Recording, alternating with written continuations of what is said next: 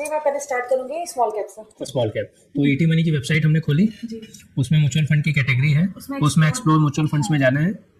फिर नीचे थोड़ा स्क्रॉल करेंगे तो जिन लोगों ने 1 साल पहले एसआईपी चालू करी होगी वो आज दुखी होंगे क्योंकि उनका रिटर्न माइनस में है या जीरो के आसपास। गोल्ड का जनरली हम गोल्ड का बेंचमार्क लेके चलें या एफडी का तो 6 और 10 के उसमें 28 लगभग उससे 3-4 एसेट। वोलेटिलिटी मतलब उतार चढ़ाव मतलब ज्यादा ऊपर नीचे होना तो रिस्की है वो। गोल्ड ज्यादा ऊपर नीचे नहीं चढ़ता है, एफडी फिक्स होती है इसीलिए उसका फिक्स डिपॉजिट नाम है। तो काफी लोग इसलिए एफडी के साथ जाते हैं। आज आपने कहा था जैसे लार्ज कैप है तो उसमें आप कंपैरिजन करके आप लार्ज कैप के नहीं तीनों कैटेगरी का आपको एक मान लीजिए आपको 25,000 30,000 रुपए की एसआईपी करनी महीने की तो आपको 3 या 4 फंड ढूंढने या 20,000 की एसआईपी मानिए और 4 म्यूचुअल फंड की एसआईपी स्टार्ट करनी थी। एसआईपी का क्या मतलब मैम आप बोलिए। नहीं डेफिनेशन पे नहीं जाना है, आप समझ क्या रही सरल भाषा में क्या समझ रहे हैं एसआईपी का क्या मतलब हर महीना जो हम लोग कटेगा एक सिस्टम बना देंगे कि पैसे हमारे कटे एग्जैक्ट डेट पर कटेगा पैसे कट जाए ठीक है ना। तो 20,000 को बनाने 5,000 के 4 इक्वल पार्ट किया तो आप लोगों ने जो भी एक्सरसाइज करी 4 फंड आपने कौन से निकाले किस बेसिस पे वो डिस्कस करेंगे। तो आप अपनी रीजनिंग बताइए। इनिशियल स्टेज है, अच्छे फंड चुन सकते हैं, एवरेज फंड भी आ सकता है, पुअर फंड भी आपकी कैटेगरी में हो सकता है आपने लिया हो, पर वो आपको समझाना है आपकी रीजनिंग तो मुझे पता चलेगा ना कि कितना समझ पा रहे हैं। तो मैं बताऊं? हाँ बताइए। देखिए मैंने सबसे पहले तो स्मॉल कैप की बात करेंगे। स्मॉल ठीक है। कैप में मैंने कंपैरिजन किया था बंधन स्मॉल कैप और Invesco India small cap fund में और क्वांट स्मॉल कैप फंड में। जब तीनों में कंपैरिजन किया तो मुझे क्वांट स्मॉल कैप ज़्यादा प्रेफरेबल लगा क्योंकि जब मैंने इसका फंड साइज देखा तो 28,758 करोड़ का था। इसका रिटर्न जो आपने क्या किया है इन्वेस्को किया है हाँ बंधन स्मॉल कैप और क्वांट इन्वेस्को और क्वांट ठीक जब है। इन तीनों को कंपेयर किया तो इसका इनमें जो फंड साइज था हम मैंने सभी चीज़ देखा सभी रेशियो मिलाते तो फंड साइज देखा तो 28,758 करोड़ क्वांट स्मॉल कैप के पास है और इसका जो रिटर्न जो रेशियो है जो 5 साल का मैंने देखा परफॉर्मेंस वो 34.98% था है ना। इसका रिस्क मेजर भी 4.24% था। और सबसे बड़ी बात तो ये जो कंपनी है इसका जो पोर्टफोलियो मैंने चेक किया तो ये बहुत अच्छी जगह इन्वेस्ट कर रहे हैं जैसे फाइनेंशियल में, हेल्थ केयर में और सर्विसेज में। तो फाइनेंशियल में जब देखा मैंने 17.26%, हेल्थ केयर में 17.07 और 14.32 सर्विसेज में दे रहे हैं पैसा। और सबसे बड़ी बात तो मुझे शॉक की लगी कि ये जो कंपनी है वो उसमें मैनेज कर रही है 8 लोग टोटल मिलकर। ओके किसमें? हाँ इसमें क्वांट स्मॉल कैप क्वांट में ओके। हाँ जैसे कि उनका नाम है संजीव शर्मा जी, अंकित पांडे, संदीप टंडन, वरुण पटानी, आयुष कंबत, समीर काटे और योग तिबरवाल। तो ये 8 लोग मिलकर मैनेज कर रहे हैं इसको क्वांट स्मॉल कैप फंड को। तो मैंने इसको चूज किया क्वांट को अदर देन बंधन और इन्वेस्टमेंट। बेंचमार्क क्या है इसका? बेंचमार्क देखना पड़ेगा। स्मॉल कैप का मतलब क्या होता है? बेंचमार्क कैटेगरी आपने स्मॉल कैप चुनी है ना तो हमने समझा था ना कि एक बेंचमार्क होता है। मैंने लास्ट कैप निकाल के रखा है। कोई नहीं आप ओपन कर लीजिए आराम से। तो कहाँ पे थे हम लोग? Benchmark index. बेंचमार्क मैंने आपसे पूछा बेंचमार्क है ना और आपने क्या एक्सपेंस रेशियो देखा तो क्वांट का एक्सपेंस रेशियो हाँ हाँ जी तो क्वांट का तो आई थिंक सबसे ज्यादा है। सबसे ज्यादा है। फिर आप क्यों चुन रही हैं इसको क्वांट को? मुझे ऐसा लगा कि इसका रिटर्न अच्छा है। तो कल हमने पोर्टफोलियो बनाना था तो 20,000 रुपीज की एसआईपी का आप एक पोर्टफोलियो बनाएंगे मेरे साथ। आप दोनों मिलके भी बना सकते हैं ना। तो पोर्टफोलियो कैसे बनेगा तो आप क्या स्टार्ट करने वाले हैं? जी मैं पहले स्टार्ट करूंगी स्मॉल कैप से। स्मॉल कैप तो ईटी मनी की वेबसाइट हमने खोली जी उसमें म्यूचुअल फंड की कैटेगरी है उसमें एक्सप्लोर म्यूचुअल फंड्स में जाना है।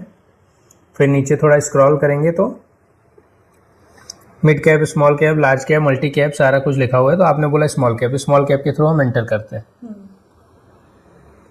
अब स्मॉल कैप की डेफिनेशन लिखी हुई है, उसका एवरेज रिटर्न बता रहा है। इस वेबसाइट के थ्रू 30 फंड्स है जिसमें आप कंपैरिजन करके कोई भी 1 या 2 फंड में एसआईपी स्टार्ट कर सकते हैं। तो आप कौन से फंड को आपने टॉप 3 में रखा हुआ है?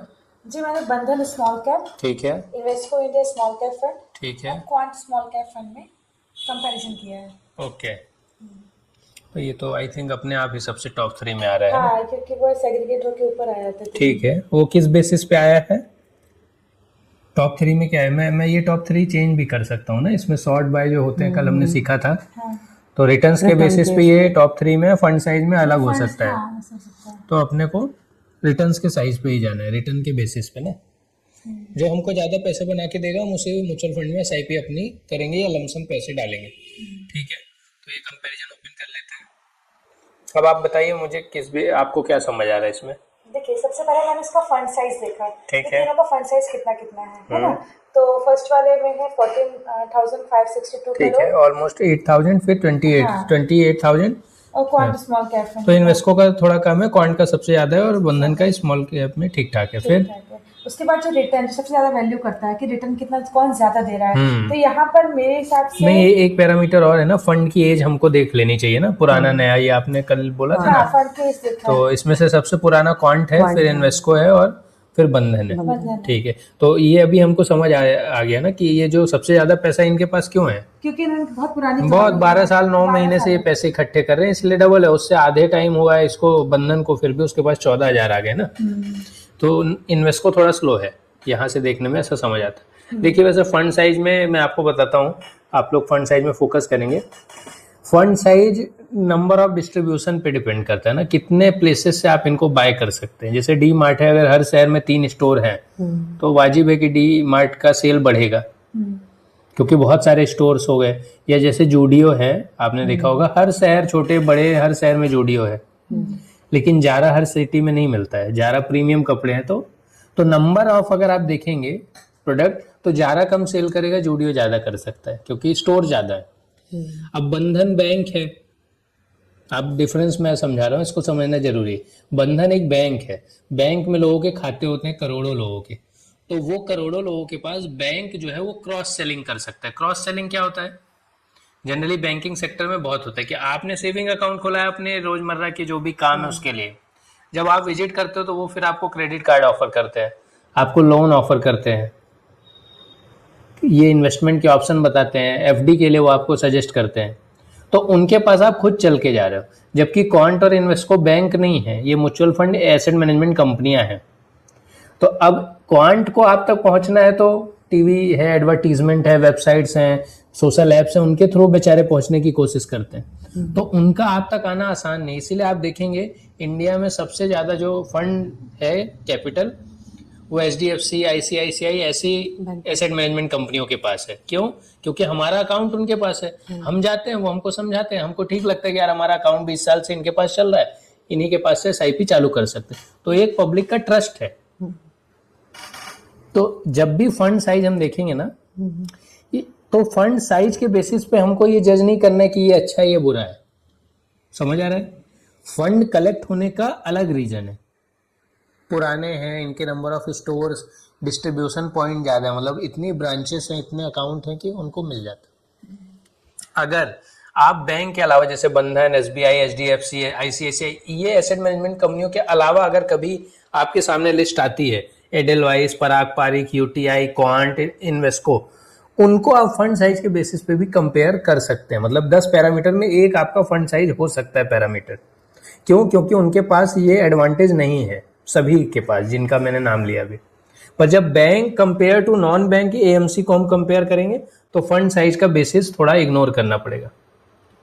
ठीक है, चलिए, तो फंड साइज यहाँ पे शायद इग्नोर करने लायक है। ठीक है, फिर भी क्वांट इसमें जीत रहा है क्योंकि क्वांट ने काफी अच्छा किया है। अब देखते हैं रिटर्न के बेसिस पे आते हैं। रिटर्न तो मैं पास्ट परफॉर्मेंस मैंने 5 साल का देखा। हाँ, 5 का ठीक है। 3 से 5 का देखना चाहिए।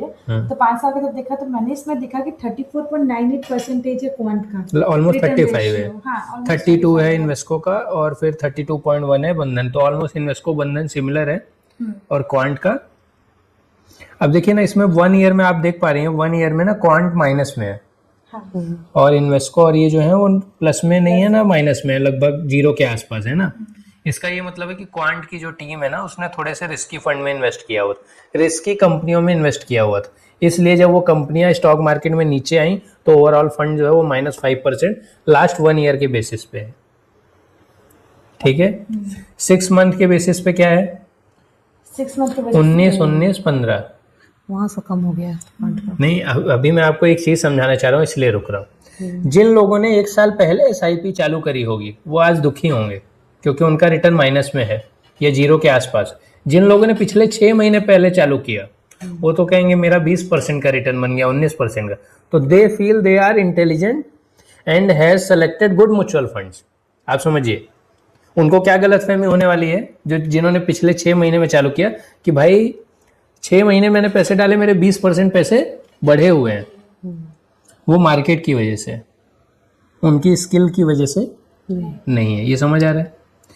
लॉन्ग टर्म में देखेंगे जिसने 5 साल पहले चालू किया होगा तो ऑलमोस्ट रिटर्न उन लोग के आसपास है 30, 35, 32% का ना।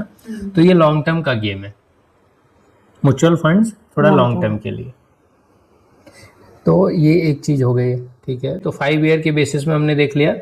कुछ वेबसाइट्स हैं उनके थ्रू भी हम जाके देखेंगे और लॉन्ग टर्म के लिए। पर जनरली इसमें एक फंड है ना जिसका इक्विटीज मतलब जो फंड एज है वो 5 साल है, इसलिए 5 साल का कंपैरिजन दिखाया। अगर आप ऐसे 3 फंड चुनेंगे तो लॉन्ग टर्म के लिए भी दिखाएगा, पर 5 ईयर भी ठीक ठाक है। अब रिस्क मेजर देख लेते हैं, थोड़े टेक्निकल टर्म्स हैं पर फिर भी थोड़ा बहुत समझ आया होगा आपको। बताइए, आप मुझे समझ के बताइए कि आपने क्वांट को चुना, क्योंकि कंपैरिजन दिक्कत क्या है, 10 पैरामीटर में 3 पैरामीटर एक फंड के अच्छे होंगे, अदर 3 पैरामीटर दूसरे फंड के लिए अच्छे होंगे। तो आप डिसाइड कैसे करेंगे कि किसके साथ जाना है? तो मेजॉरिटी में तो हमारे पास रिटर्न का ही है। फिर क्या है दूसरा? रिस्क मेजर है। नहीं, उससे भी पहले क्या है? उससे पहले फंड है। उससे पहले खर्चा है जो हमसे फीस लेंगे, ये हमको कितना फायदा पहुंचाएंगे और हमसे कितना खर्चा लेंगे। तो एक्सपेंस रेशियो में हमको जाके पहले देखना है। तो नीचे अगर आप स्क्रॉल करके आएंगी, देखिए।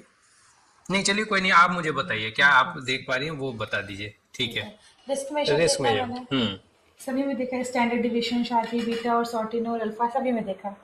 तो मुझे लगा कि ठीक है, लेकिन इसमें ये बंधन में 8.46 था, यहाँ 5.92 है, वहाँ 4.24 है। क्या अल्फा? अल्फा क्या होता है? अल्फा की बात कर रहे हैं। अल्फा का क्या मतलब है? Extra return. एक्स्ट्रा रिटर्न मतलब जो बेंचमार्क हमने बनाया था उससे ऊपर कितना बेटर कर दिया। हाँ। और अब इसमें भी क्या होता है, पॉजिटिव अल्फा होता है, नेगेटिव अल्फा होता है। तो पॉजिटिव अल्फा क्या करेगा, फंड बीट करेगा मार्केट को, और नेगेटिव अल्फा रहेगा तो फंड अंडर परफॉर्म करेगा मार्केट को। वेरी गुड, ठीक है। तो 5 अल्फा, अल्फा अगर 5 है तो उसका क्या मतलब है कि 5 पॉइंट से इसने बीट कर दिया है। हाँ। किसको? Benchmark index.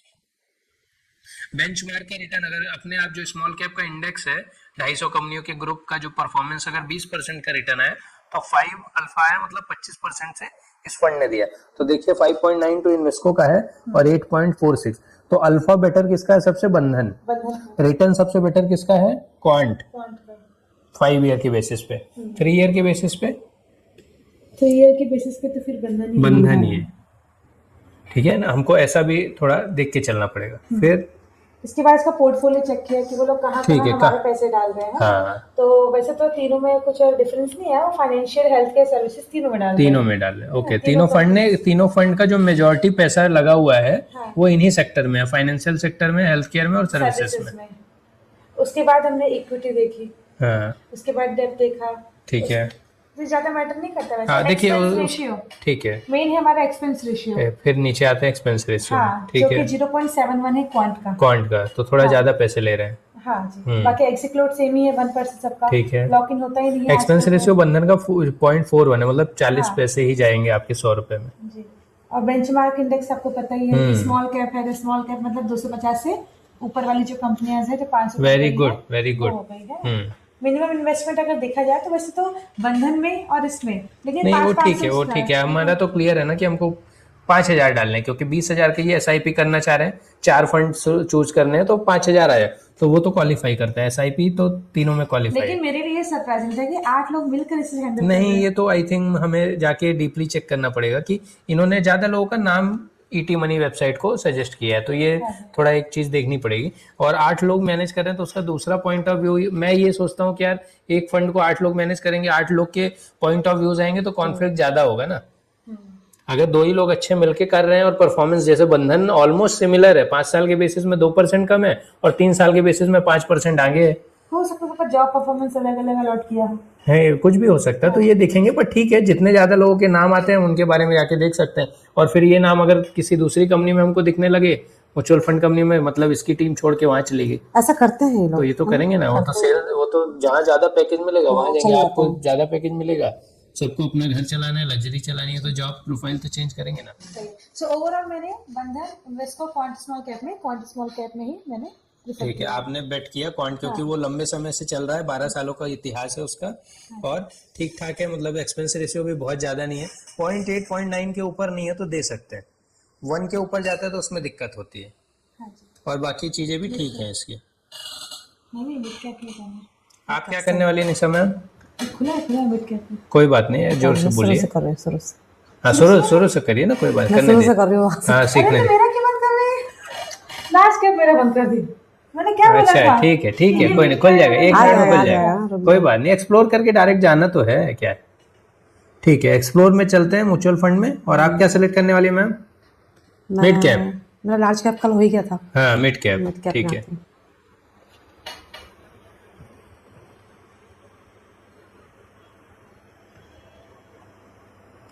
नहीं, आप लोग चार कौन कौन सा करने वाले? एक तो लार्ज कैप, मिड कैप जो आपकी बातों से समझ आ रहा है कि स्मॉल कैप, चौथा फंड कौन सा लेंगे?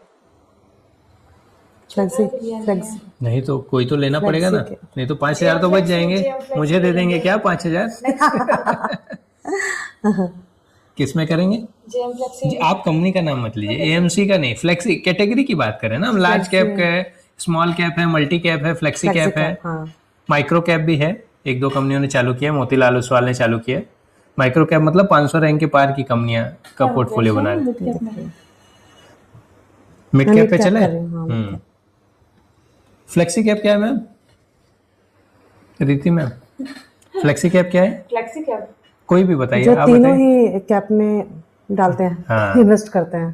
तो ऐसे सरल भाषा में बोलिए, इक्विटी डेब्ट हाइब्रिड कैप में क्या है? कैप टोपी थोड़ी है, कैपिटल कैपिटल मतलब तीनों में आजादी है उनको। तो लार्ज कैप मतलब 1 रैंक से 100, मिड कैप मतलब 101 से 150, 150, हाँ तो टोटल हो गया 250। फिर स्मॉल कैप 251 से 500, ये तीनों 1 से 500 तक डालने वाले company flexi cap. Flexi cap वो एसेट मैनेजमेंट कंपनी जो 500 रैंक तक की कंपनियों में का पोर्टफोलियो लेके एक बनाएगी 30-40 कंपनियों को, उसको हम बोलेंगे फ्लेक्सी कैप। तो फ्लेक्सी कैप के साथ जाते हैं। फ्लेक्सी कैप, नहीं, आप मिड के साथ जाइए, चौथा फंड फ्लेक्सी कैप के साथ जाते हैं। हाँ तो एक आपने ओपन किया तो क्या दिख रहा है? इसमें मुझे एवरेज रिटर्न दिख रहा है और number of funds average return क्या है? 22.4%। क्या मतलब समझ रही हैं उससे? मतलब इसमें ये है कि हमको इतना रिटर्न कर रहा है, 22% का 22% रिटर्न रिटर्न कर रहा है। एवरेज। गोल्ड का रिटर्न एवरेज क्या आ रहा है सालों से? 9-10%। हाँ पीएफ का क्या है? सरकार जो हमको 7, गारंटेड रिटर्न देती है 7%। 8.2।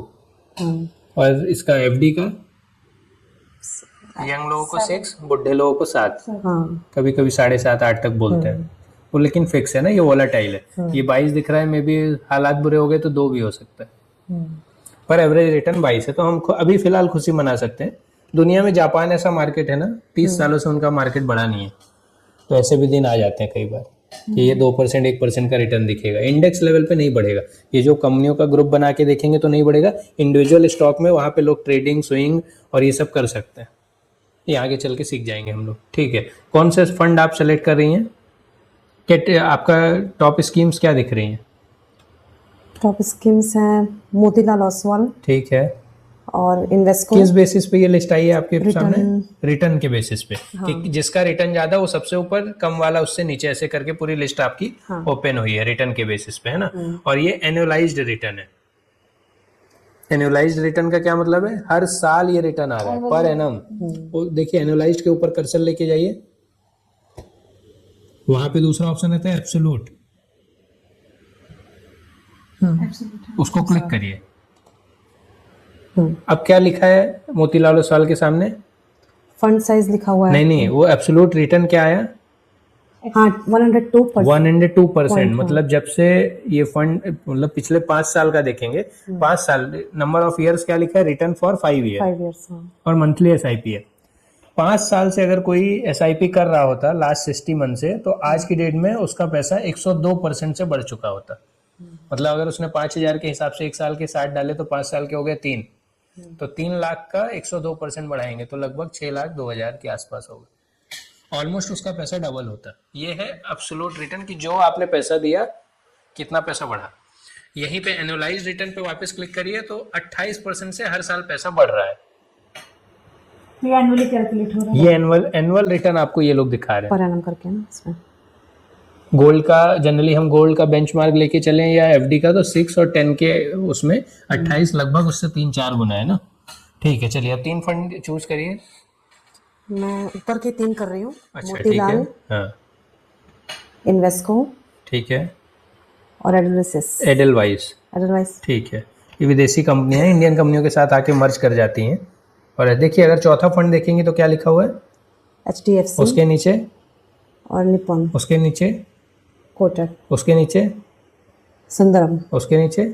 महिंद्रा। अब देखिए कोटक का फंड साइज कितना है, कोटक का फंड साइज है 56,000। और एचडीएफसी का, HDFC 84। हाँ। अब आप जो 3 फंड चुनिए उनका सर फंड साइज बताइए मुझे। लिखा है यहाँ पे, अभी कंपैरिजन मत खोलिए, यहीं से लिखा हुआ है फंड साइज। मोतीलाल ओसवाल का कितना है, मोतीलाल का है 34,000। इन्वेस्को का 8,500 और एडलवाइस का 11। मैंने क्या बोला था, जो बैंक वाले हैं एमसी कंपनियां उनके पास हमेशा पैसा ज्यादा रहेगा। एचडीएफसी के पास 84,000 करोड़ रुपए, क्योंकि उनके पास कस्टमर हैं, उनके बैंक में रोज लोग आते हैं, उनको थोड़ा बहुत समझाया और चल। शो हो रही है। हाँ ऊपर वो तो रिटर्न के बेसिस पे है ना। देखो मतलब ऐसा माना जाता है कि फंड साइज कैटेगरी नहीं है। मैंने बोला था ना 10 पैरामीटर है, तो फंड साइज के बेसिस पे हमको कभी नहीं खरीदना, क्योंकि इसलिए मैंने वो चीज समझाई थी कि फंड साइज तो उसका ज्यादा होगा जिसके पास कस्टमर ज्यादा आ रहे हैं। और कस्टमर क्यों ज्यादा आ रहे हैं, इसलिए नहीं कि इसका रिटर्न अच्छा है, क्योंकि उनके पास अकाउंट्स हैं। चलो ठीक है, तो अब देखते हैं। तो 3 फंड आप कंपेयर करिए। ऊपर के ही लेती हूँ ना, हाँ रिटर्न हाँ के बेस ठीक है, पर। रिटर्न के मोतीलाल, बेसिस पे आप मुझे समझा दीजिए, है ना। इसमें मैं 3 मिड कैप कंपनीज को देख पा रही हूँ। Motilal, mid cap mutual fund company, mid cap mutual fund companies को। पहला है मोतीलाल, इन्वेस्को और एडलवाइस। एडलवाइस। ठीक है, नहीं इसी बहाने सीख जाएंगे ना, कोई बात नहीं। तो इसमें कैटेगरीज हो गई इक्विटी, तीनों इक्विटी मिड कैप हैं। हाँ, इक्विटी का क्या मतलब है, मतलब जो 150। इक्विटी का मतलब है स्टॉक, स्टॉक का मतलब है कंपनी। ये जो पैसा हमसे ले रहे हैं ये डालेंगे स्टॉक्स में, कंपनियों के शेयर में। ये गोल्ड में या डेट में या गवर्नमेंट से बॉन्ड खरीदने में पैसा नहीं डालेंगे, शेयर्स में इसलिए मैं बीच बीच में पूछता रहता हूँ कि याद हो जाए। फिर फंड साइज, फंड का एज क्या है, इनका आगे वाला कौन सा है? हाँ, मोतीलाल का 11 ठीक साल है, 11, 12, 12 तो लगभग ऑलमोस्ट सेम है ना। एक साल मोतीलाल 1 साल बाद आया है, बाकी ये दोनों 1 साल पहले से हैं, तो कंपैरिजन ठीक है। फंड साइज लगभग देखिए, मोतीलाल का मुझे जो समझ आ रहा है, क्या दिख रहा है, इसका 34,000। तो फंड मोतीलाल ओसवाल ने अच्छा पैसा कलेक्शन ज्यादा अच्छा किया है, सेम एज में ज्यादा कर लिया, तो इनकी मार्केटिंग टीम अच्छी है या परफॉर्मेंस अच्छा है, उसी बेसिस पे लोगों ने पैसे दिए होंगे, क्योंकि इनका बैंक तो है नहीं, ये प्योर एएमसी कंपनी है, एसेट मैनेजमेंट कंपनी, तो परफॉर्मेंस के बेसिस पे ही लोगों ने दिया होगा। अब रिटर्न देख लेते हैं, तो पहले 5 ईयर के बेसिस पे बोलिए। 34% है, 29 है, 29 और 30 है। तो क्या आपका क्या है, मुझे तो इसमें मोतीलाल का मोतीलाल के साथ जाएंगे। 3 ईयर के बेसिस में क्या है, 27, 28, इसमें 26 है, ठीक है। ये 1-8% चल जाता है, मतलब अगर आप इसमें इन्वेस्को के थ्रू जाएंगे तो हर पैरामीटर में फिर आपको फंड में आपको जंप करना पड़ेगा, यहाँ से वहां, वहां से यहाँ। फिर 1 ईयर के बेसिस पे क्या है, 1 ईयर के बेस पर है -2 है, यहाँ पर 8 और है। 2। हाँ, इससे क्या समझ में आता है, इसमें ये कि मतलब जो मोतीलाल ओसवाल है ये नेगेटिव में जा रही है, हाँ। क्योंकि माइनस पर इसका रैंक है। हाँ, ये तो दिख रहा है। इससे हम मतलब क्या समझे इसका, मैंने बताया था स्मॉल कैप में उन्होंने कुछ ऐसी कंपनी में डाल दिया जहाँ पर उनको रिस्क लेना उन्होंने ज्यादा रिस्की कंपनियों में डाला, जिन कंपनियों की गिरावट ज्यादा हो गई है। रिटर्न भी जनरली क्या है ना, बोलते हैं ना, लाइफ में जितना रिस्क उतना रिवॉर्ड मिलता है ना, high risk high reward, low risk लो रिवॉर्ड, ऐसा करके कई जगह आपने सुना होगा। बिजनेस की दुनिया में तो काफी लोग बोलते हैं भाई रिस्क ही नहीं लोगे तो धंधा तो नहीं बना पाओगे। तो इसमें स्टॉक्स में भी देखने मिलता है कि मोतीलाल ओसवाल ने रिस्क ज्यादा ले रखा है, इसलिए 5 साल के बेसिस में उनके रिटर्न्स भी अच्छे हैं। पर हम यंग हैं तो हम चूज कर सकते हैं रिस्की एसेट फंड को, लेकिन अगर कोई ओल्ड एज में है ना तो उसको सेफ फंड के थ्रू पास जाना चाहिए, भले 1-2% का रिटर्न कम आए। ठीक है ना, ये अपना अपना चूज। ये तो हमने 5 साल में कंपेयर किया इंडिविजुअली, इसमें हम जाके 10 साल 12 साल जब से ये फंड खुला है तब से हम परफॉर्मेंस भी इसका देख सकते हैं।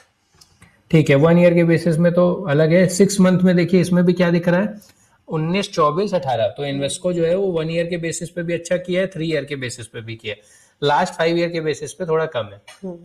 तो 3 मंथ नहीं देखेंगे, वो ड्यूरेशन बहुत कम होता है। फिर वो बाद में बोलता हूँ 6 मंथ का मतलब है जो लोग 6 महीने पहले SIP चालू करेंगे उनको खुद को लगेगा वो इंटेलिजेंट है, और 1 ईयर पहले जिन्होंने चालू किया होगा उनको लगेगा गलत डिसीजन ले लिया, इससे बेटर होता मैं गोल्ड पे रख देता या अपने अकाउंट में पैसा रखता, कम से कम माइनस में तो नहीं रहता। अब इसका ये मतलब है कि 6 महीने पहले, तो अभी अक्टूबर चालू हो गया, अक्टूबर से पीछे जाएंगे तो अप्रैल, तो अप्रैल में थोड़ा सा प्रॉब्लम हुआ था, इंडिया पाकिस्तान का वो कुछ हुआ था, तो उस टाइम मार्केट गिरा था ज़्यादा, तो वहां से जब मार्केट उठा इसलिए ये स्टॉक्स 20% 19% का 6 महीने के बेसिस पे दिखा रहे हैं। ऐसा समझिए कि प्याज का रेट एवरेज 30 रुपए केजी चलता है, किसी वजह से मार्केट में सप्लाई ज्यादा आ गई तो 10 रुपए केजी हो गया, तो आप जाके 6 महीने का स्टॉक घर पे ले आए, और अब आप मोहल्ले में कह रहे हैं कि यार मैंने ऐसी प्याज ढूंढ के खरीदी है, मैं इतना इंटेलिजेंट हूँ कि मैंने सस्ती प्याज खरीदी। तो आप इंटेलिजेंट नहीं है, सिचुएशन ऐसी थी कि उस टाइम पे रेट गिर गया तो आपने उठा लिया। आपके पिछले 10 साल के प्याज का रेट खरीदने का हिस्ट्री हम देखेंगे तो जैसा सबके घर पे रेट आया होगा वैसा ही आप खरीद पाए होंगे। तो वो ये वाली बात है कि बाय लक उस टाइम पे मार्केट गिरा था, इसलिए ये फंड के रिटर्न्स अच्छे दिख रहे हैं, इसलिए जनरली हमको लॉन्ग टर्म में देखना है, ये समझाने का मतलब ये है। कुछ लोग ना मतलब म्यूचुअल फंड करते करते इस लेवल पे चले गए हैं कि वो हर महीने देखते हैं, तो वो लोग जब ऐसा मार्केट गिरता है तो अपना मोटा लमसम पैसा इन्वेस्ट करते हैं इसी चीज के लिए कि जल्दी रिटर्न आएगा ना, अब गिरा है तो उठेगा। स्टॉक मार्केट लॉन्ग टर्म में ऊपर ही जाता है, इंडिया का तो इतिहास 30 सालों का यही है। लास्ट टाइम हुआ था मेरे साथ ऐसा। हाँ, कि गिरता है तो जनरली क्या है ना, हमको कभी कभी फंड थोड़े सेव करने चाहिए, जैसे आप 25,000 डाल सकते हैं तो मेरा सजेशन है आप 20 ही डालें, 5,000 आप सेव करें। कोविड के बाद से तो वैसे ही 2 साल मार्केट चलता है, 1 साल गिरता है, फिर 1.5 साल चलता है, 1 साल गिरता है, तो जब गिरे उस टाइम थोड़ी SIP अपनी बढ़ा लिया, लमसम कर दें, सस्ते दाम में प्याज खरीद लेनी चाहिए क्योंकि वो टिक भी जाएगी अगर आपने ठीक ठाक से रखा ठीक है। अब आते हैं क्या है दूसरे parameters, risk measure. Risk measure, ये थोड़े टेक्निकल्स हैं फिर भी आप समझ सकते हैं। स्टैंडर्ड डेविएशन मतलब फ्लक्चुएशन जो होता है मार्केट का, नहीं मतलब ज्यादा है तो अच्छा है, कम है क्या है? Higher the asset, higher is the volatile of the volatility of the asset. Volatility मतलब उतार चढ़ाव, उतार चढ़ाव मतलब ज्यादा ऊपर नीचे होना, तो रिस्की है वो। गोल्ड ज्यादा ऊपर नीचे नहीं चढ़ता है, FD फिक्स होती है इसीलिए उसका फिक्स डिपॉजिट नाम है, तो काफी लोग इसलिए FD के साथ जाते हैं। तो हायर द SD, जिस फंड का SD ज्यादा है वो ज्यादा रिस्क लेता है, वो हमने देखा मोतीलाल ओसवाल ने रिस्क लिया तो 1 साल के बेसिस में उनका रिटर्न माइनस में, इसलिए रिवॉर्ड भी ज्यादा है। Higher the risk, higher the volatility, higher the return capability, ज्यादा रिटर्न भी आ सकते हैं। तो वो आपको अपने लिए चुनना है कि आप अपने पैसे जो निकाल के साइड में रख रहे हैं वो आपको आने वाले 1-2 साल में अगर जरूरत नहीं है तो उस पर आप रिस्क ले सकते हैं। जैसा आपने कहा कि आपके सन के लिए आपको चाहिए, बेटे के लिए 12 साल 13 साल का आपने हॉराइजन दे रखा है ना, तो ऊपर नीचे हो तो इतना डर नहीं है। बस हमको एक चीज का ध्यान रखना है कि देश बर्बाद नहीं होना चाहिए। देश बर्बाद हो गया तो हमारा ये पैसा नहीं बनेगा, वो एक पैरामीटर क्लियर है। तो देश में गृह युद्ध, जंग, न्यूक्लियर बम नहीं गिरना चाहिए, नहीं तो फिर तो हालांकि आपकी जमीन में ही गिर गया तो जमीन कहाँ बेचेंगे, वो तो रिस्की है। ठीक है, फिर शार्प है। चलिए ये टेक्निकल है, ये आप इसकी डेफिनेशन के हिसाब से जाके देख सकते हैं। बीटा जनरली 1 से कम है तो बेटर होना चाहिए, तीनों का 1 से कम है। अल्फा जितना ज्यादा उतना अच्छा, तो इन्वेस्टको का अच्छा है, ले सकते हैं। ठीक है ना, फिर आते हैं सेक्टर वाइज, आप मुझे समझाइए। टॉप 3 सेक्टर मतलब ये जो पैसे इन्वेस्ट किए हैं इसमें कैपिटल में, कैपिटल गुड्स, हाँ कैपिटल गुड्स, सर्विसेज और टेक्नोलॉजी। टेक्नोलॉजी से क्या समझती हैं? IT सेक्टर, IT कंपनियां हैं और जो टेक्नोलॉजी रिलेटेड कंपनियां उनके पास जा रहे हैं। सर्विसेज में भी वही आते हैं जनरली। फिर जो अगर सेकंड कंपनी को देखते हैं तो ये फाइनेंशियल मतलब बैंक, माइक्रो फाइनेंस वगैरह, हेल्थ केयर मतलब हॉस्पिटल पर, और जहाँ ब्लड चेक करवाते हैं वो सारी कंपनियां। फिर इन्होंने इन्वेस्ट किया। और थर्ड कंपनी जो है financial capital goods. Capital goods का कैपिटल गुड्स का क्या मतलब? आपने मशीनरी देखी है, मतलब आपका लैपटॉप बना है मशीन के थ्रू, तो वो मशीन बनाने वाली कंपनी को कैपिटल गुड्स कंपनी बोलते हैं। तो बहुत बड़ा सेक्टर होता है किसी भी देश के लिए। चाइना के लिए कैपिटल गुड्स सेक्टर बहुत बड़ा है, इंडिया भी बहुत कोशिश कर रहा है। मैक्सिमम जो कि ट्रेन के डिब्बे बनाएंगे कौन बनाएंगे? कैपिटल गुड कंपनियां बनाएंगी। गाड़ी के पार्ट्स बनाएंगे कौन बनाएंगे? कैपिटल गुड्स कंपनियां बनाएंगी। और ये अदर सर्विसेज में, ये अदर सर्विसेज में भी है। फिर इक्विटी में ऑलमोस्ट मेजर इन्वेस्टमेंट इक्विटी में, थोड़ा बहुत डेट में। मोतीलाल ओसवाल ने कि डेट में भी जो पैसा कलेक्ट हुआ है उसमें 6% पैसा उन्होंने डेट फंड में भी इन्वेस्ट किया है, रिस्क को एडजस्ट करने के लिए, रिस्क को कम करने के लिए। इसका 0% है। जीरो, उसने पूरा 99% इन्वेस्टको ने इक्विटी में डाल रखा है। लेकिन फंड स्टॉक्स अच्छे चुने इसलिए नेगेटिव में नहीं आए और वोलेटिलिटी कम है, ऊपर नीचे कम है। अगर हम इसमें डेविएशन में देखेंगे स्टैंडर्ड डेविएशन तो 16 है, मोतीलाल से कम इसीलिए आया है क्योंकि रिस्की स्टॉक्स नहीं खरीदते हैं। बीटा भी 1 से कम है, वो भी ठीक है। अल्फा भी ठीक है, 5.25% का है, मतलब ठीक है। इनकी जो टीम है ना उनकी हमको मतलब थोड़ी रिस्पेक्ट बढ़ जाती है, कुछ तो ठीक कर रहे हैं। स्विगी से आप खाना मंगाती हैं, देखिए स्विगी में इन्वेस्ट किया इन्होंने, इन्वेस्टको ने। एटर्नल क्या है? एटर्नल लिमिटेड लिखा है मोतीलाल ओसवाल में। एटर्नल क्या है? सेकंड पे मोतीलाल ओसवाल में टॉप 5 होल्डिंग में एटर्नल लिखा हुआ है। क्या है? ब्लिंकिट। अच्छा, आपका फेवरेट, आप ब्लिंकिट से आए दिन हर दिन ऑर्डर करते ना। Eternal, Zomato, Blinkit. Zomato company है, जोटेबल आइटम जो बेचती है नहीं खाने वाला, नहीं, ऐसा कुछ एटर्नल ग्रुप का नाम, जैसे टाटा है ना तो एटर्नल उन्होंने अपने जोमेटो, ब्लिंकिट सब एटर्नल के अंदर आते हैं। इस नाम से उन्होंने अपने आप को लिस्ट किया। स्विगी ने अपने आप को स्विगी नाम से स्टॉक मार्केट में लिस्ट कर दिया। स्विगी का तो है इसमें। ठीक है ना, तो एटर्नल जोमेटो है, ऐसा समझिए।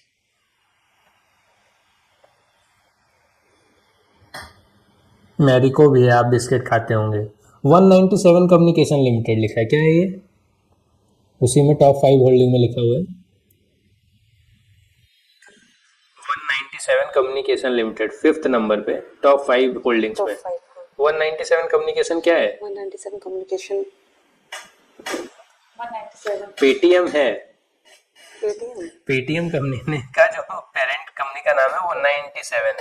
देखिए हम लोग हर दिन इनकी सर्विसेज यूज करते हैं ना, तो आप यूज करते हैं तो ये मोतीलाल ओसवाल के फंड मैनेजर को लगा कि यार पेटीएम तो सभी यूज करते हैं तो ये कंपनी तो चलेगी ना। तो उन्होंने जो कितना पैसा इकट्ठा किया है मिड कैप में, 34,000 करोड़ है ना। ऊपर टोटल हमने फंड साइज देखा था 34,749 करोड़। तो उसमें से कितना पैसा इन्होंने इटर्नल इसमें पेटीएम में लगा रखा है? 8% पैसा, लगभग 3,000 करोड़ रुपया उन्होंने पेटीएम कंपनी में इन्वेस्ट किया हुआ। जब ये लिस्ट होती है स्टॉक में तो इसी नाम से होती है, इस नाम से हो चुकी है ना? हाँ, ये तो 2 साल 3 साल हो गए। एटर्नल रिसेंटली हुई है 1 साल पहले। स्विगी तो और अभी हुई है। फिर देखिए प्रेस्टीज स्टेट करके है। प्रेस्टीज स्टेट क्या है? एक हमारे देश का रियल एस्टेट ग्रुप है बड़ा, तो रेसिडेंशियल बिल्डिंग और ये सब बनाते हैं।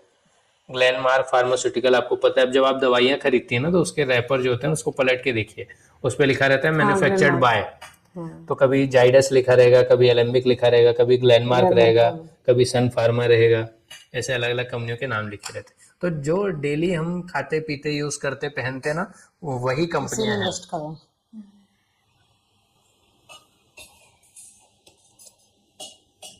बाकी फिर एक्सपेंस रेशियो बेसिस पे देखिए किसका कम ज्यादा है। 0.7 इसका, 0.5 और एडलवाइस का 0.38। तो हमारी जो रेंज है ना 0.4 से 0.8 तक, अगर कोई हमसे पैसे लेता है तो वो अपनी फीस ठीक रखा है। 1 के ऊपर जाता है तो वो हायर ले रहा है। अगर वो हमसे ज्यादा पैसे ले रहा है तो हम ज्यादा उम्मीद करेंगे रिटर्न की, हम दे देंगे। 1.2% कोई हमसे ले रहा है, हम दे देंगे। फिर आप बाकी कम फंड के कंपैरिजन में 2% का रिटर्न तो ज्यादा दो। अगर सब 24-23 दे रहे हैं और आप 23 ही दे रहे हो और फंड से फीस हमसे डबल ले रहे हो, कोई 0.6 ले रहा है, 1.2 ले रहे हो, तो उस वहां पे हमको थोड़ा सोचने समझने की जरूरत है और स्विच भी कर सकते हैं उस म्यूचुअल फंड से इस म्यूचुअल फंड में। मतलब उस म्यूचुअल फंड की एसआईपी रोक दी और इसमें आ सकते हैं। ठीक है ना, इसमें भी फंड मैनेजर्स के नाम लिखे हुए हैं, वो जाके आपको चेक करना है। तो अब आप कौन सा फंड चुनेंगे इसमें? मैं इसमें अगर लूंगी तो रिटर्न के बेस पर ही मैं रिटर्न के बेस पे लेंगे, क्योंकि जो एक्सपेंस रेशियो है उसमें कोई डबल का फर्क नहीं है ना। ओसवाल को ही लूंगी, ओसवाल को आप ले लेंगे। ठीक मोतीलाल है, ओसवाल। ठीक है। इनका 5 ईयर के बेसिस में इन्वेस्को ने भी अच्छा किया है। चलिए अब एक और फंड देख लेते हैं, लार्ज कैप। चलिए कल हम एक एक्सरसाइज और करेंगे ना, एक थीमेटिक फंड आप लोग ढूंढिए। थीमेटिक फंड या सेक्टोरल फंड क्या होता है? आप सेक्टोरल ढूंढिए, थीमेटिक हम बाद में कर लेंगे। सेक्टोरल फंड क्या होगा? किसी एक सेक्टर बेस पे ढूंढना है। उससे हमको पता चलेगा, मतलब जब आप फंड ढूंढेंगे ना रिटर्न्स के बेसिस में, कि कौन सा सेक्टर किस समय से लास्ट 5 ईयर में कौन सा सेक्टर अच्छा किया, टेक्सटाइल किया, फार्मा किया, ऑटो सेक्टर मतलब गाड़ी की कंपनियों ने अच्छा परफॉर्म किया, ये हम उससे देख के समझ सकते हैं। देखिए मेरा सजेशन ये है, टॉप 3, टॉप 4, टॉप 5 फंड में से कोई भी ले सकते हैं। ये एक दूसरे से आगे पीछे होते रहते हैं। ये ऐसा नहीं है कि आज यही आगे है तो कल भी यही आगे रहे। और एक चीज हमने क्या सीखी थी, रिस्क को डाइवर्सिफाई करने के लिए क्या सीखा था? रिस्क को डाइवर्सिफाई करने के जैसे हम आपने बोला मैं मोतीलाल के साथ जाना चाह रही हूँ, आपने बोला कि शायद बंधन के साथ जाना चाह रहे हैं या क्वांट के साथ। तो पैसे हम अपने अलग अलग मतलब जितने भी हमारे पैसे हैं ना 20,000 है, 5-5 करके करें तो हम फंड वाइज तो डाइवर्सिफाई कर रहे हैं। लेकिन एक चीज हमने और सीखी है, लॉन्ग टर्म होता है ना, नहीं हमने सीखा था कि इंडिया जो है एक गरीब देश है और यहाँ पे लोगों का एथिक्स कंप्रोमाइज हो जाता है। उनको अगर थोड़ा सा पैसे ज्यादा दिखे तो उनका ईमान डोल जाता है। तो ये गरीब से लेके अमीर में सब में ये प्रॉब्लम है। तो कई बार ये फंड मैनेजर और इनकी टीम मिलके क्या करने लगती है, इनसाइडर ट्रेडिंग, इनसाइडर इन्वेस्टिंग, ये अपने जान पहचान के लोगों को पहले हमसे बताने लगते हैं। उसमें फिर ये पकड़े जाते हैं। जब पकड़े जाते हैं तो इनकी बदनामी होती है। जब इनकी बदनामी होती है तो ये जो फंड साइज दिख रहा है इससे लोग पैसे लेके अपने जाने लगते हैं। तो उस साल परफॉर्मेंस इनका खराब हो जाता है। इससे बचने के लिए हमको क्या करना है, अगर आपने 3 फंड देखे हैं तो इसमें से 2 चुनिए और 2.5 डालिए। लार्ज कैप में 2, स्मॉल कैप में 2, जिसे बंधन क्वांट दोनों में डालिए, इन्वेस्को और मोतीलाल दोनों में डालिए। ऐसे ही लार्ज कैप में करना है तो उससे थोड़ा और रिस्क जो है कम हो सकता है। तो कल हम क्या करेंगे, एक सेक्टर बेस पे जाएंगे। तो आप टॉप 3 सेक्टर लास्ट 5 ईयर में 3 ईयर में कौन से थे उनको जाके हमको सेक्टोरल फंड को लेके आना है। और थोड़ा हम क्या कर लेंगे, फ्लेक्सी कैप को भी देख लेंगे। तो 2-3 सेक्टर और एक फ्लेक्सी कैप। लेकिन जब मैं लार्ज कैप पर देखी तो मुझे वहाँ हाँ डाउट सेशन भी कर लेते हैं। आपके कुछ डाउट्स हैं तो वो भी देख लेते हैं। बोलिए क्या डाउट है अब आपका? जब मैंने लार्ज कैप के लिए रिसर्च किया कि कोई भी 3 टॉप मोस्ट कंपनी किया रिटर्न बेस में, तो मेरे पास 3 कंपनीज आई, निप्पॉन आई, ओके, ICICI और इन्वेस्को आया। लार्ज कैप के बेसिस पे आप जा रहे हैं, हाँ, कंपेयर कर रहे हैं। पहले तो मुझे बताइए नंबर ऑफ फंड्स कितने हैं? Just a minute. सबसे ऊपर ही दिखता है जब आप ओपन करते हैं। पीछे भी जा सकते हैं एक बार तो पता चल जाए। हाँ ठीक है, आप सेलेक्ट करिए। Okay, large cap mutual funds में एवरेज रिटर्न है 16.58% का। ठीक है। And there are 33 total number of funds. Mid cap में कितना एवरेज रिटर्न था निशा मैम? 20। तो जब हमारी पहले दिन बात हो रही थी, थर्ड पार्ट में हमने डिस्कस किया था कि small cap generally large cap से 1-2% ज्यादा रिटर्न देते हैं। सबसे कम 12% के आसपास लॉन्ग टर्म में लार्ज कैप, 13-13.5% मिड कैप और 14-15% स्मॉल कैप। ऐसा अभी तक का देखा गया है। इसमें तो काफी अच्छे रिटर्न दिख रहे हैं। हाँ, निप्पॉन का 19 अलग ठीक है, अब फंड पे आ जाते हैं। गुड। देखिए जब मैं तीनों कंपेयर कर रही थी निप्पॉन को और ICICI इन्वेस्को को, तो मुझे एक चीज यहाँ पर कंफ्यूजन, जैसे मैं सारा चीज देखा, फंड साइज देखा, रिटर्न देखा। एक मिनट, आपने क्या क्या किया है? इन्वेस्को किया, निप्पॉन किया और ICICI प्रूडेंशियल। ठीक है, ठीक है। तो जब मैंने इसका AUM देखा है ना, फंड साइज से बात हो रही है, तो अगर निप्पॉन का देखा 45 है, ICICI का देखा 71 है और इन्वेस्को का है 1600। हाँ 1600 है मान लीजिए। जी। तो मेरा ये क्वेश्चन है कि based on the fund size अगर AUM देखा जाए, does a larger AUM always mean better stability of performance? नहीं, तो देखिए ये हमारा डिस्कशन हो गया ना, मैंने इसलिए आपको बैंक वाली बात समझाई थी कि जो बैंक वाली एसेट मैनेजमेंट कंपनी है उनके पास फंड हमेशा ज्यादा रहेगा। इसलिए फंड पे हम कंपैरिजन कर सकते हैं, फंड साइज पे कंपैरिजन कर सकते हैं कि म्यूचुअल फंड कौन सा अच्छा है। कब कर सकते हैं? जैसा रिटर्न के बेसिस पे तो दिख रहा है कि सबसे ज्यादा 25% इसने दिया, 20 उसने दिया, 19 इसने दिया, तो 25 वाला मेरे लिए एज वाइज नहीं। और क्या जब मैंने डिफरेंस समझाया था अभी इसी पार्ट में, क्वेश्चन समझ बैंक आपने क्वेश्चन किया कि बैंक के पास बहुत सारा पैसा है, इन्वेस्को के पास कम है, तो क्या बैंक ICICI वाला बेटर है क्या? तो ICICI बैंक है ना, उसमें तो लोग इन्वेस्ट तो करेंगे इसमें। क्यों करेंगे? क्योंकि वो अकाउंट है उसमें। हाँ, तो उससे क्या मतलब समझ आया? आप एक्सप्लेन करिए जो समझ आया। हम जो कॉमन पीपल है हम ज्यादा बैंक पे बैंक पे जाएंगे। हाँ, ट्रस्ट करते हैं और जाते आते रहते हैं तो वो हमको पकड़ के समझा देते हैं। ठीक है ना। कब हम फंड साइज के बेसिस पे कंपेयर कर सकते हैं 3 फंड 4 फंड को? जब वो बैंक से रिलेटेड ना हो। जब वो नॉन बैंकिंग एसेट मैनेजमेंट कंपनियां होंगी तब हम उनको आपस में मतलब क्या बोलते हैं कि गधे को, घोड़े को, बिल्ली को, पंछी को एक साथ एक टैलेंट के बेसिस पे कंपेयर नहीं कर सकते। सबका अलग अलग स्किल है। तो वैसे ये जो बैंक है ये अलग लेवल पे है फंड के टाइप पे देखे तो, इसलिए जब अगर बैंक करना है तो आईसीआईसीआई, कोटक, एचडीएफसी फिर करेंगे।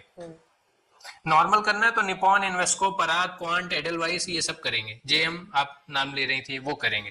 तो यहाँ पे इसलिए फंड के बेसिस पे नहीं जाना है। देखिए लेकिन बहुत कम फंड है ना अगर, और 12 सालों से है ये। देखिए इन्वेस्को के केस में क्या है, 12 सालों से फंड है ये प्रेजेंट म्यूचुअल फंड, इनके पास पैसा वाकई कम आया है।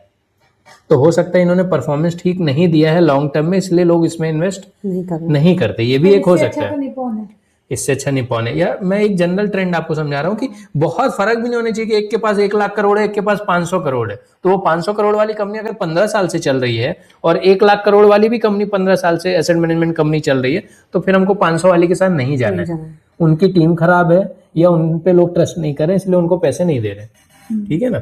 दूसरा सवाल कोई? And my next question is just scroll it down. Come to the exit load. हाँ See, अब exit load में अगर मैं देख रही हूँ तो 1% दोनों में है। ओके मतलब ओके ICICI में भी और निपॉन में भी, लेकिन 0% वहाँ पर इन्वेस्को। है। तो मेरा ये क्वेश्चन है कि जैसे मान लीजिए ICICI और निपॉन को have exit rate of 1%, while Invesco has none. Okay, so should this affect my investment decision for long term goal?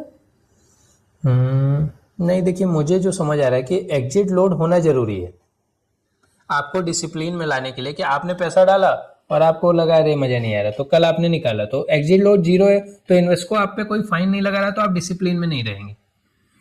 जो निपॉन है ना वो भी 7 डेज का ही लगा रखा है, मतलब 7 दिन बाद आप निकाल लो, ऐसा कह रहा है। आईसीआईसीआई ने 1 साल का लगा रखा है कि आपने एक बार मुझे पैसा दिया तो 1 साल के पहले मांगना मत, फिर बात करो कि मैंने आपका रिटर्न अच्छा करके दिया कि नहीं दिया। समझ आ रहा है? हाँ। तो कहने का ये मतलब है कि exit load as per my knowledge जरूरी है आपको डिसिप्लिन में रखने के लिए। आप निकालेंगे डालेंगे उसमें दिक्कत होती है। आपके पास कुछ फंड है, फंड एक्स्ट्रा बच रहा है जो सेविंग अकाउंट में पड़ा हुआ है, या जिसको आप एफडी करना चाह रहे हो, वो पैसे डालने हैं। अगले महीने के राशन का पैसा इसमें नहीं डालना है, अगले महीने का ईएमआई, घर का रेंट देना है, उसको इसमें डाल के दाव नहीं खेलना। ये कैसीनो नहीं है, ये लॉन्ग टर्म गेम है। ठीक है। इसके साथ साथ मुझे ये भी था कि जैसे मान लीजिए मैं एसआईपी कर रही हूँ, ठीक है, आईसीआईसीआई प्रूडेंशियल लार्ज कैप में, तो लेटर ऑन अगर वो इंक्रीज होता है तो क्या अगर परफॉर्मेंस अच्छा रहा तो मैं अपना इंक्रीज मतलब अपना एसआईपी बढ़ा सकते हैं? हाँ बढ़ा सकते हैं, है ना, बढ़ा सकते हैं। देखिए वैसे तो फंडामेंटल एक रूल है इसमें कि जैसे सेविंग का होता है ना, वैसे तो फाइनेंस का पहला रूल, फाइनेंस की दुनिया के लोग बोल रहे हैं जितना कमाओ उसमें से जो सेव करना है उसको आप सेव कर लो, बचा हुआ पैसा आप खर्च करो, उसको आपको आपके मंथली एक्सपेंस में डिवाइड करना है। आपने 50,000 कमाए, 20,000 सेव कर दिए, बचे 30,000, 30 दिन से डिवाइड करिए, एक दिन का 1,000 रुपये आप खर्च कर सकते हैं। इसमें ऐसे भी खर्चे आएंगे जो बीच में कभी गाड़ी खराब हो गई, लाइट का कुछ डिस्टरबेंस हो गया, गाड़ी का सर्विस कराना पड़ गया, जो भी एक्स्ट्रा खर्चे आ सकते हैं उसको भी आपको बैकअप लेके करना है। तो ये फाइनेंस का रूल है, जबकि इंडियंस उल्टा करते हैं, पहले हम कमाते हैं, खर्च देते हैं, जो बचता है उसको इन्वेस्ट करते हैं, सेव करते हैं। फाइनेंस में ये चलता है। आपका सवाल क्या था कि बढ़ाना चाहिए, हाँ। तो इंक्रीमेंटल एसआईपी बोली जाती है कि अगर इस साल आप 5,000 डाल रहे हो, आपका 10% का ग्रोथ हो गया जॉब में, बिजनेस में, तो 10% से आप एसआईपी को भी इंक्रीज करिए। 5,000 की जगह 5,500 इन्वेस्ट करिए। ओके, और कुछ? And the last question I have that, okay, how does the market condition bull और bear affect large cap fund? हाँ, बुल एंड बियर तो लॉन्ग टर्म में तो क्या है, इंडस्ट्री में ये ट्रेंड्स हैं कि 2 साल के बाद बियर आते हैं। बियर का क्या मतलब है? जो फ्लक्चुएशन से हो सकते हैं। नहीं, बुल और बियर में क्या है ना, बुल मतलब क्या है, भालू, बियर मतलब नहीं, बियर मतलब भालू, बुल मतलब सांड और भैंसा वगैरह जो होता है ना, ऐसा कुछ। तो उसका नेचर क्या है कि जब वो मारता है तो उछालता है, कौन? बुल। और बियर नीचे को दबा के मारता है, ऐसा एक चलता है। तो बियर मतलब जब मार्केट नीचे जा रहा है तो बियर हावी है मार्केट में, जिनकी सोच ये है कि मार्केट नीचे जाएगा पैसा निकालो, वो बियर कैटेगरी में शिफ्ट हो जाते हैं। बुल जो ये मानते रहते हैं नहीं यार मार्केट बढ़ेगा पैसा डालो, वो बुल है। तो बुल मार्केट मतलब मार्केट ऊपर जा रहा है, बियर मतलब मार्केट नीचे आ रहा है। ठीक है, तो आपने क्या सवाल पूछा कि ये इफेक्ट करता है लार्ज कैप। तो लॉन्ग टर्म में नहीं इम्पैक्ट होती, क्योंकि ये नेचर है मार्केट का कि 2 साल अगर बुल हावी है ना तो नेक्स्ट ईयर फिर बियर आते हैं। ठीक है, कुछ लोग अपना पैसा निकालने लगते हैं, उस मोड में चले जाते हैं, इसलिए उनको बियर बोलते हैं। उनको लगता है यार मार्केट बहुत बढ़ गया, अभी थोड़े पैसे निकाल लेते हैं, साला माइनस हो गया, नीचे गिर गया तो हमारा लॉस हो सकता है। सेम थिंग हैपेंस विद सभी के साथ है, जो स्टार्टिंग के इन्वेस्टर होते हैं उनका थोड़ा पैसा बढ़ता है, वो डर के मारे निकालने लगते हैं, इसीलिए ये लोग एग्जिट लोड रखते हैं कि जल्दी आओ जल्दी जाओ, ये वाला मत करो। तो लॉन्ग टर्म में नहीं प्रॉब्लम होती है, शॉर्ट टर्म में ये प्रॉब्लम होती है, इसलिए पैसा वही डालना है जो हमने सेविंग के लिए रखा है। नियर टर्म में 1 साल 6 महीने के बाद किसी पैसे की आपको जरूरत पड़ सकती है, उस पैसे को नहीं डालना है।